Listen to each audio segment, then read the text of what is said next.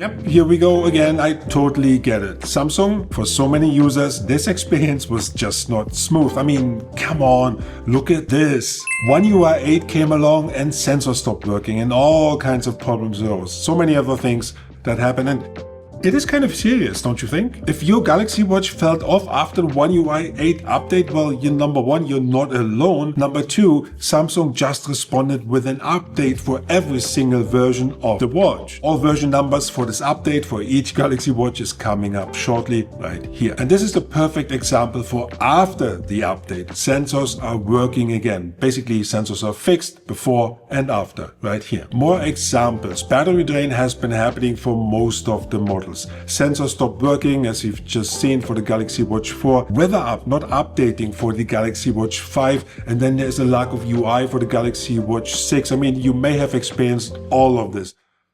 Bless you. Although this new update will sort of downplay what has been fixed, for example, stabilization code applied, security code applied, stabilization code to terminal operation has been applied, security related stabilization code has been applied. It is an important update, don't overlook this. When you go back, the One UI 8 update was a mega update. It was like huge. These updates, they all range from 140 to 160 megabytes, just like this one that came out today for the Galaxy Watch 6. That is 157 megabytes. However, the new update for the Galaxy Watch 6 only mentions security code applied, security related stabilization code has been applied. The amount of security issues that have been fixed ranges around from 50 to 60, so as an average 55 for each model. One important thing to look out for is the security patch level, and it should say January 2026. If more fixes or refinement land, I will of course break them down for you, especially if One UI 8 starts getting more feature tweaks.